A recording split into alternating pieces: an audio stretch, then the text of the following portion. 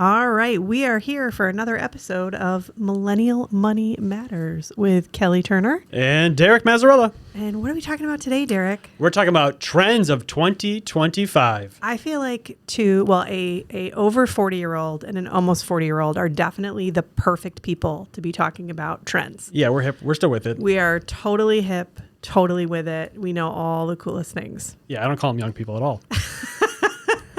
You're like, no, I am one of them. I'm not. I'm over 40. I am not cool. I'm like, I don't see any difference between you and me. Yeah. Well, you'll see. When you hit 40 and everything hurts, just everything hurts. I think I've said this in other episodes. Like you literally roll out of bed on your 40th birthday and you're like, oh, my back hurts so bad. And then it's all downhill from there. Sweet. I got 6 months to go for that. Yeah, you got 6 months to go. That'd be great. So I went on a small adventure to the ChatGPT and I said, ChatGPT, tell me what's trendy in 2025. So... All right, lay it on me because I'm going to guess all of these. I'm going to probably know them before you even say it. Okay. What do you think the color is for 2025? Color. That sounds ridiculous. The hot color. There's always a hot color. You know that, right? There's I didn't know that. There's a trending color every year. So the trending color. What was last year's color? Do you know? I don't even know. Maybe like orange. I don't know. Oh, it's going to be magenta, right? Magenta. This year, it's Oxblood. That's a very specific. Is someone going around me like, oh, okay, this is it's rhino blood versus very specific. So donkey it's blood. Dark crimson. I don't know what we're like putting in that color. Like, are we painting walls? Are we wearing clothes? I'm not sure. No, we're obviously getting little lockets and putting it around the necklace, Oxblood. right? So Oxblood, trending color. Okay, what's next? The trending clothing for 2025 is skinny jeans. What? We're back? We're back. Millennials rejoice. I thought that was like this is never happening again. We love our baggy jeans. Correct. It's boyfriend jeans now. See, I know things. No. The Gen Zers have declared skinny jeans are returning. Skinny pants of all kinds. Because they realize leggings are really comfortable. Now, as I sit here in my wide leg jeans that it took me months to purchase because I'm a millennial who only owns skinny jeans, I'm going to have a hard time giving these up. I am. I'm going to have a hard time giving them up. I just find it funny that all of our 2000s fashion seems like it's coming back. Oh, yeah, 100%. Well, because we went through the 90s, right? Like last year we were in the 90s fashion. Yeah. We are now heading towards the 2000s. So it's all just coming back again. So see, my style never changes. So every 20 years I'm like, great. You're like, cool, I'm back in again. Right back I'm trendy. No, I don't know. I dress like a grandma at this point. I think I knew that I was a true elder millennial the day that I walked past Talbot's and I looked in the window and said, oh, that outfit is so cute. I remember in my 20s thinking Talbot's was for grandmas. That was for grandmas. No, it's cute now. It's cute. It's cute. See, I think we had this conversation before, probably off air, but I feel like I'm at that weird age where I don't know how. Are you supposed to wear Brooks Brothers? I don't know where I'm at right now. Brooks Brothers, Vineyard Vines. Me and my business partner were having a conversation this morning about a brand called Aviator Nation that's very in right now. That sounds really cool. It's like $198 hoodies. $198 for a hoodie. No thanks. I'm already out. Derek is like, I'm a financial advisor. I'm done here. That is not a financially responsible thing. Screw the Starbucks $5 a day. That's way too expensive. Yeah, Aviator Nation though, if you want to sponsor us, I'm just saying, we would wear your sweatshirts. I love them. If that was the case. Love them. Okay, the last trending topic I got for 2025 is ready for this. Mm-hmm. It is the friendcation. Oh, that sounds lovely. I love friendcations. Millennials love to vacation with their friends. We don't want to vacation by ourselves. We don't want to vacation with our family. We want to vacation with our friends. So, you know why it's awesome doing that when you have kids is because when you have a group of kids that play together, they're so much nicer. Yeah, than just your own children. If it's just the four of us are together, or in your case, the five, I'm sure just everyone's yipping at each other's, right? But there's 8 kids. You're like, oh.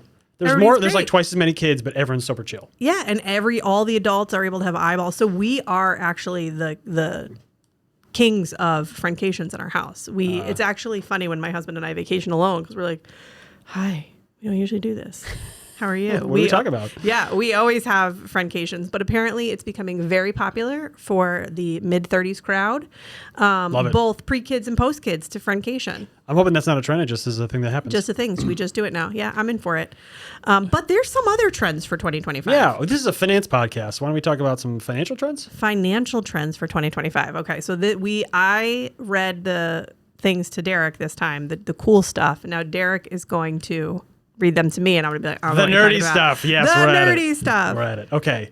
So the first one on the list is called thematic investing. That's a lie. That's not a real thing. Well, it's a made-up word. No, it's not a made-up word. It's been a thing that's actually been around a while. but I think it's just gaining a little bit more traction. So for those that don't know what thematic investing is, it's oddly enough theme-based, right? So they'll pick a particular, like, usually it's like a big kind of trend going on in the market. Like Harry Potter. Yeah, Harry Potter investing. It's, yes. I have never seen that movie, so maybe to Dumbledore we're going. Is that a phrase? Pokemon. Well, we just started reading a little bit of Harry Potter to my kid, and I'm like reading it to him. Like, I'm butchering all the names, and my wife's like laughing at me. So that's where we're at. I love Harry Potter. Well, I did love Harry Potter, you know. All right. Well, back to refocusing. So thematic, it's more like, all right, so big trends right now are artificial intelligence, right? People are talking about cybersecurity because, you know, China's probably going to steal all our information through TikTok. And they already have, so it's like, all right, so people are like, well, why don't I just invest my money there? Or honestly, half the time it's a political thing. We're like, oh, so-and-so is in office, so this is going to be really good for X. Like, people think it's clean energy. That's a theme, right? It's a theme in the market. That makes sense? It does make sense. So I'm going to summarize here, right? So it's a bunch of investments that are based around a particular theme. Who's picking this theme? Is the consumer picking the theme? Yeah, so they're generally packaged as either funds or exchange traded funds, also known as ETFs. Different than an NFT.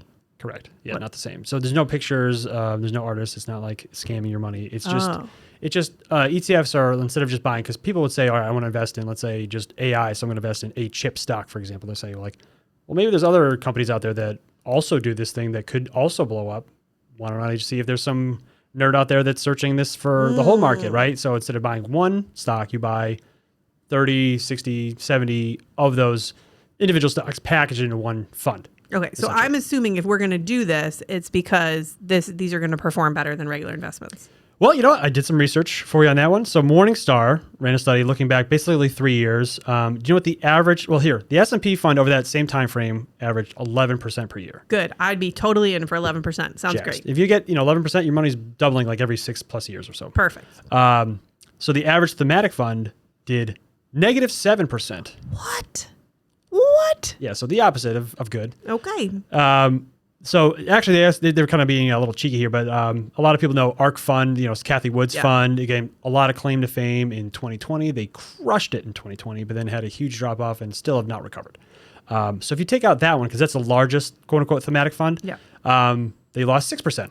Oh, so still not winner. No, still not great. And then also like, all right, well, I kind of nerded out. So let me kind of figure out like where other things were. So I looked at like the S&P over a kind of a 2-year span, basically, it was up almost 72%. And then I looked at a fund called BOTZ, BOTZ. It's an ETF. It's robotics and AI. So everyone's like, cool. It sounds good. We like that stuff. AI basically carried the S&P, right? That fund was up 62%, same time frame. So still underperformed, still up, but underperformed the S&P. Then I'm like, all right, how about cybersecurity? How did that do? That's been in the news all over the place. Yeah. That one was up 53% roughly. It's called iHack. It's out of BlackRock. So like a lot of times we think like, oh, we've hit the winning lottery ticket with these funds and we'll allocate a large percentage of money towards it, but it doesn't actually work out that well. Still not really winning. Yeah, I mean, not saying it can't work out, but I think I would just say my advice for the thematic theme from 2025 is like maybe just be judicious with this and really pick it. And it's not something you're going to pick for 20 years because themes come and go. Okay, yeah, I know you're right. It would be like sort of a short-term thing. Yeah, because you know how many people I had asked me to buy like pot stocks and cannabis stocks, like, when that thing like, oh, it's going to become legal everywhere. And got to get in on it. Did terrible. Everyone lost money on those.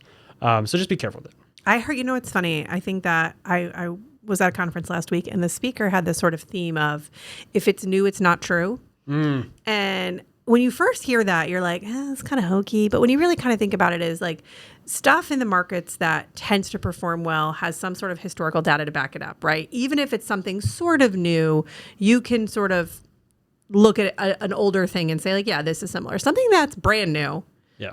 This is some of the stuff that sometimes happens. It's just not going to turn out the way you expect it to. It's hard because at the end of the day, markets look at who's making money. Because you think you're investing in companies. Are you going to invest in a company that has revenue or is going to have revenue in the future? And the answer is no, or it's like, well, we don't really know, or could. Maybe. Good luck. And if we all knew what those things were, everybody would be billionaires. Exactly. Okay. What's the next trend? Number 2. Everyone's going to be talking about debt, specifically the national debt.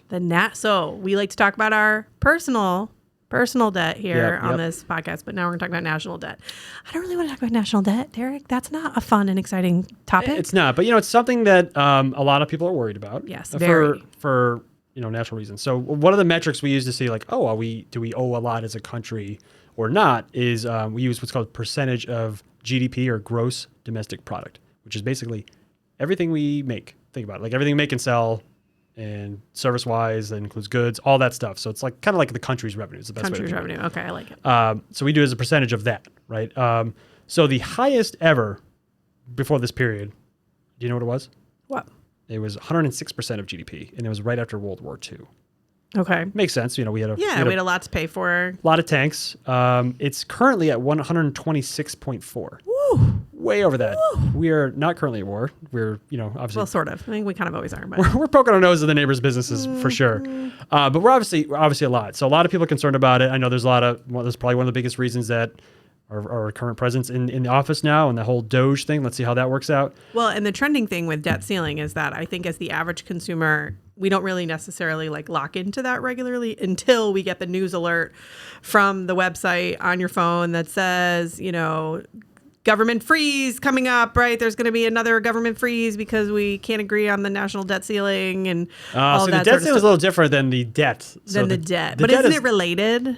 So the best way to describe this is like the country puts stuff on a credit card. Like so Congress approves what we're spending, right? And the debt ceiling is like, hey, that money you already approved that we're spending, like you already put that money in a credit card, like we actually pay for that. And they're like, no, I don't know, we should pay for that. It's like, no, you already bought the thing. Like we need to pay for that.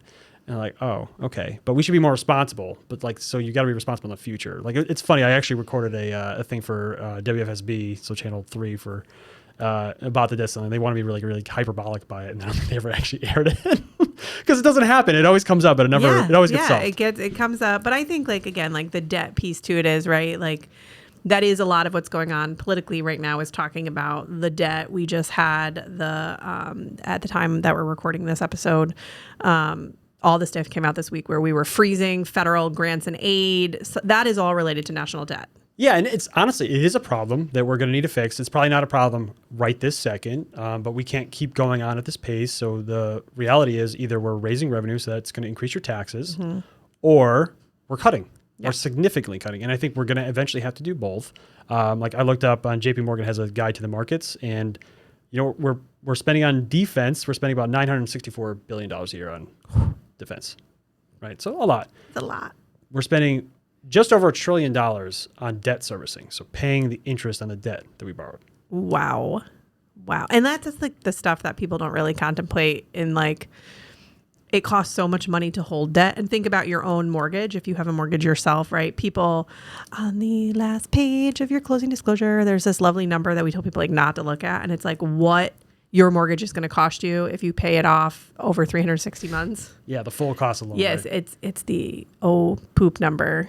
I looked at it. I did. Yeah, I'm like, don't even look at it. Just don't even look at it because it's often double, right, what you're actually buying a house for, because holding debt is expensive. Yeah. Both interest, servicing fees. There's a lot that goes into it, but it's expensive. Yeah, and the challenge is it's not like all of the debt we have in the country is, hey, we had a really great 15-year run where interest rates were stupid low. Rates are higher, and they have to actually renegotiate the debt every so often. So it's not like we have like a 30-year low interest rates on this debt either. So yeah, and a lot of it's like adjustable, and it depends on a lot. So it's a complicated topic. Yeah, so I'm sure we'll be hearing a lot about that this year, and we may have another thing about it. You want to hear about the next exciting? Is this as exciting as skinny jeans? No, it just gets boring. Keep listening though, please. Okay, I'm here. Yeah. Inflation. I know it's something we've been talking about all last year. It was one of the most like Googled trends or questions of last year. It's still trending that way.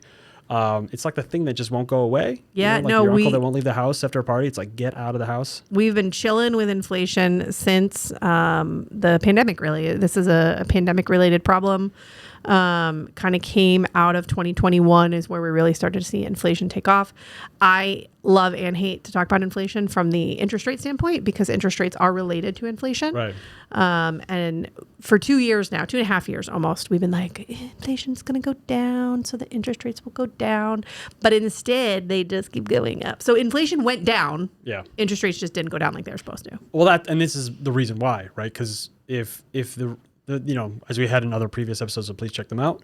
they're going to be tied to the Treasury, right? It's not necessarily housing rates or mortgage rates are tied to that. They're not tied to what the Fed sets as rates at. So even though the Fed's dropping it, you've noticed what'd you say like the other day? It was like mortgage rates last year were what? And now they're what? Oh, so it was kind of a painful lesson for me is I was helping a borrower who had pre-qualified literally a year ago. It was like a year ago, February 1st. And I had done their whole pre-approval. So it's like a file that lives on my computer and I have to put an interest rate in at the time. So I put in 7% because that's what their interest rate was a year ago. They ended up kind of falling off the home buying wagon, decided to renew their lease, went silent on me, right? Yeah. I knew they were taking a break. They have just resurrected themselves. And after a year, you expect to open a loan file and the interest rate to be wildly out of touch. Yeah, just very different, at least minimum, right? Like this is not even, I pulled rates for them again and it was exactly the same interest rate. And we've had ups and downs over the last 12 months, don't get me wrong, but it was like a little like a shot in the heart to see that here we are a year later, like literally in the exact same spot that we were. Yeah. And painful for these. And that's tough, and that's with federal rates dropping, right? Yeah. So there's a couple things I'd probably mention on inflation, like what needs to happen and where we are now. But I would say there's two main components of it. So there's the goods piece of it, so stuff we make, that has come down, and that has come down pretty significantly. So that's like the supply chain piece that people are talking about. That has essentially kind of, not 100% been fixed, but it's been mitigated. Right? And that's most of inflation going down is related to that piece. Correct. The other part is a service. And that's something like, hey, where if you own a business or you're, run a cycling studio or whatever, you're not all of a sudden be like, I'm going to drop my rates again. Like, yeah, no, once they go up, they never come down. So that'll be a little tough. And the biggest piece of all of this, Ding, ding, ding, ding, ding. housing. Me. Yeah. So, and housing is just not going to come down. It's the challenge is like the interest rates are high. So it's kind of like this vicious cycle or circle or whatever you want to call it, right? We're stuck in a cycle of real estate where we have limited inventory because there's a bunch of homeowners sitting in low interest rates who don't want to leave. Okay, there's also a bunch of boomers sitting in single family housing stock that they normally would have vacated, right. But they don't have anywhere to go. So they're sitting in there. Why would you give her a 2% interest rate when you they got a 2% interest rate. They're, maybe two people, maybe one person living in the 4-bedroom, 3.5 bath house, but it's cheaper for them to live there than to move to a 1-floor ranch. So they're not going to go anywhere. So we have this stagnant housing supply where nobody's getting out. And also nobody's building. Nobody's building. It's very expensive to build right now. Land is very expensive. Everything's very expensive because inflation is high. Yep. Right. So nobody's building houses. And then you have these people that want to get into the houses. Okay. Because they're renting at $3,000, $3,500 a month. They're dying. It's time, right? They're grown adults. They want to get out. Yeah. They want to buy. So when a house comes on the market, a million people make an offer on it. It escalates the sale price exponentially and it goes for way over what asking is, therefore keeping the price of housing up. Right. And that was part of keeping interest rates high, was exactly for that reason. It was trying to discourage buyers from buying to bring the price of housing back down again. But in fact, that's not. Yeah, demand hasn't gone anywhere. Demand has not gone anywhere. And in fact, I actually would tell you, I think demand, at least in the Northeast, has gone up. Yeah. So yeah, what has to happen for this to change? Like new housing stock, which isn't really happening. Multifamily. Yep. Or people selling, which isn't really happening, right? And it's the chicken or the egg. Is the people who want to sell need rates to go down in order to sell. Rates are not going to go down until people sell. Yeah, So that's a hard conversation. I'm having some retirees like, yeah, I would love to downsize, but why would I pay 50% more than what I'm paying to live in a smaller house? Yeah. Doesn't make any sense. So what we're finding is a lot of older people are actually just retrofitting their houses for aging, right? Instead of moving out, they're just, turning the den on their first floor into a bedroom. Widening the doors for a wheelchair, making handicapped accessible bathrooms on the first floor. And they're just like shutting down the second floor of the house. Like ain't nobody live up there, turn the heat down, turn the lights off. I know people like winterizing toilets on their second floor. No one's going to go up there. Put some mice up there, being all good to go. Yeah, it's good. Yeah. Good stuff. Anyway, so inflation. So that'll be a thing we keep talking about probably for the rest of the year, and it'll probably stay a little longer than people think. Yeah, that's not going anywhere. Yeah. So the fourth and final trend we're going to talk about today is artificial intelligence. Yeah, ChatGPT. Yeah, just ChatGPT. That's nothing else going on in there. Oh no, actually, there's this new model. Did you hear this one thing that came out? What is it called? DeepSeek. It's from China. Of course it is. Geniuses. Yeah, well, the biggest impact there, it had a 17% drop in Nvidia stock in one day. because they basically the deal with this model is they basically built it off ChatGPT initially. That they iterated some models, but it's like, hey, look, we did this open source model, which means everyone can use it and code on it and all that fun stuff. But we did it for $6 million. So cheap. They did it for very cheap. Now, yep. We don't really know how cheap it was to make this. Yeah, it's from China, and there's some different arguments I've heard / read about. This says it may not have been that cheap, but like I mentioned earlier, it was built off of mainly a more expensive model. But so now they're saying, okay, well, do we need as many chips, and how does that impact all the other? Because we have this massive AI trade basically in our industry, which is like, hey, we need to buy all these chips, so the infrastructure spend there, and also, hey, like, well, they need to build these massive buildings to house all these servers and all that stuff. So we need to have, like, even utility companies had banner years. Like actually, the number one performer last year was a utility company. It wasn't NVIDIA. It was a utility company. Right. And isn't it? And I think what people don't realize about AI is we're calling it a trending topic. I'm making air quotes right here, trending topic. This is not a trending topic. This is not skinny jeans, my friends. Okay. This is a change in the way that we live. This is actually called a megatrend. What's a megatrend? So megatrend actually has typically 3 phases. So there's the emergence of it. So like, ooh, what is this ChatGPT thing? So we're kind of in that phase now. That's when people were like downloading it. Like, what is this? Can I make my grocery list? Yeah, but that's also like where like the nerdy people are probably doing it. People are like, oh, trying to understand new technology, but there's still a whole swath of the population probably never even touched. Yeah, they don't know what even it is. ChatGPT, right? Then there's the acceleration of it. So we're kind of like trying to figure out what are the use cases for, like, how do we make money on this thing? That's kind of like this weird, like usually it's like a lull period. And then finally at some point we just get like think of like Facebook, like mass adoption, right? Like everybody's using it. Yeah, because Facebook in 2005, and I'm gonna tell you that's when I graduated college, was 2005. The only people who could get on Facebook were people with college email addresses. To the point where people were trying to get fake college email addresses just so they could sign on to Facebook. And now, like, the average age of a Facebook user is 62. It's your grandma.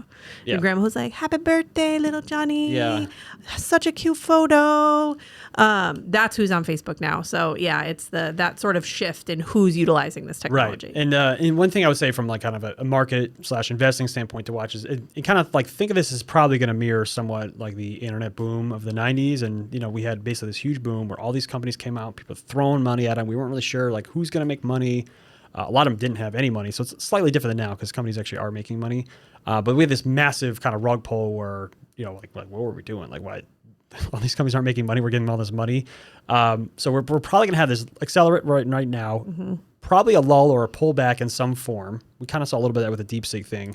But then I think in 3 to 5 years, we're going to see all these companies come out of the woodwork and say, like, we're making this profitable. XYZ people's using it. Like Google came out of the internet boom. Like all these other companies that we weren't really thinking, Amazon, Facebook again, like all these companies are going to come out of here that we've probably never even heard of that are going to be massive companies in 3 to 5 years.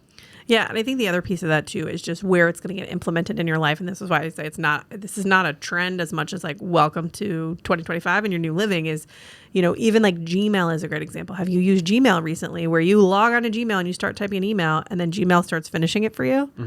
Because Gmail's reading all your other emails. Right. And they're saying, oh, when somebody asks A, you usually respond B. We're just going to type that out for you. Right. That is going to be how you text message. You're out. Like everything we do is now going to be this like predictive information where it's going to predict what your next move is. So, this is something that is trending, but also, kind of coming in hot. And if you're not going to embrace it, it's probably going to be problematic. Now, there's a lot of people from the financial standpoint who think that AI is taking our jobs. Right, where no one's going to have jobs. What's your thoughts on that? I think they will take 2 thoughts, I guess. Like, if they're going to take some jobs in general, right? You've already heard the CEO for Salesforce say, like, this is the first time in forever that I'm not going to hire new coders because the ones we have now are being more efficient with the AI tools. So that's one piece of it. But it's also going to, if you're the person that doesn't look at AI and avoids it, you're going to be replaced by someone that does use it. Yeah, 100%. I agree. I also think there will be new jobs. So like social media is a great example. 20 years ago, there was nobody had a job in social media. There was no social media account execs. Yeah. If you went in 1995, it was like, hey, I'm a social media, guru or whatever. People would have laughed you right out. Where now this is a legitimate field with people getting paid legitimate money. Right. And we're going to see that happen in the AI front as well, where we're going to go from, people doing job A to job A now being done by AI, but now there's a job B. Right. It's AI consultant. It's, whatever those jobs might be. AI educator. There's going to be a million. AI implementation specialist. Yeah, there you go. Yeah, add all the corporate. Clearly, you work in a more corporate place than I do. That's some corporate jargon. I'm going to circle back around for you, Derek. But we're going to just see new jobs form. So I do think, I also am actually a believer too, from the financial standpoint, that AI is going to give the average person the ability to increase their income in a way that no disruptive technology ever has. Yeah, I think the one thing about most technologies is that they've kind of democratized a lot of things. Yep. Like if you look even like my industry, like, like mutual funds way back when, you were like the older people in the office were telling me like, oh, it's like 8% you had to pay up front. Like that's absurd. Like imagine paying, like we have, ETFs now that are 0.07%, right? So imagine paying 8% just to buy an investment. And because of the internet came along, they had pricing. So AI is probably going to do a very similar thing where they're going to democratize something that is currently very expensive. Yeah, and it's also going to streamline a lot of services, and it's going to make things much more effective and efficient. So companies will save money in other ways that they can invest in new things and new technology and new stuff. You may not be talking to a customer service rep. You're probably going to be talking to an AI bot about something. Well, that's already the life. If you've talked, and I have a lot of people who, because I teach some AI classes, especially for realtors, and they're like, I've never used AI. And I'm like, have you talked to the Amazon bot?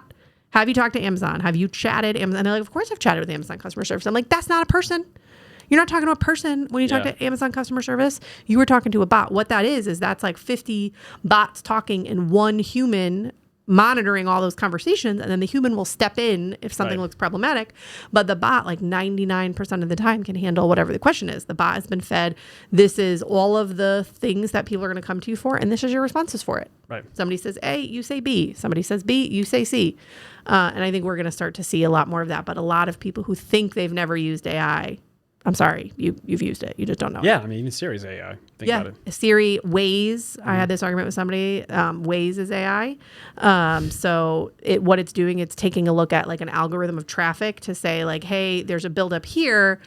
The shortest distance would be to get you off this exit, but we now see another traffic problem off this exit. So we're going to recalculate and we're going to send you over here, which doesn't even seem like it makes sense. And we have this conversation in our household all the time that you never argue with the GPS. It's always right. Okay. Yeah. Whenever. Yeah. Although boomers do love like giving directions. They talking about asking which road that you took to get there. They also love saying that they're going to beat, like my dad, love him, God bless him. He wants to beat the GPS. Like, it says I'm going to get there at 9:02. Oh no, I'm the same way. So I can get there at 9. That's not a time. That's a challenge in my opinion. Yeah, he agrees. Challenge accepted, GPS. But you do that GPS thing where you're like, this doesn't seem like the right way. The GPS knows things you don't know. Yeah, they can see in the future. You can't see in the future. It knows things you don't know. So you listen to the GPS, because anytime I'm ever like, nah.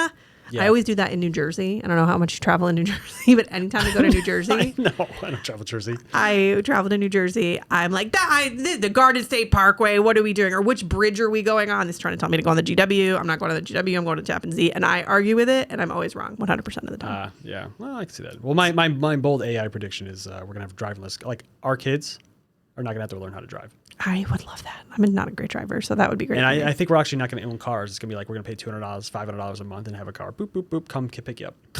Show up. So now, talking about new jobs, that means we're going to have like all these redesigners. So our friend Sharon McCormick, shout out to Sharon. She's going to be redesigning garages in 10 years. Yeah, there you go. To like personal she sheds, or something. Oh, I want a personal she shed. I love it. All right, so these are the trends for 2025. Yep. Now, my challenge for you, Derek, is I think you should keep this list, and at the end of the year, let's revisit it on the podcast and see where we've landed. I think that's a great point, and I'll be wearing Oxblood doing it. Oxblood, and my skinny jeans. Oxblood. What was the other thing we talked about? After your friendcation. After my friendcation, yeah. I love it.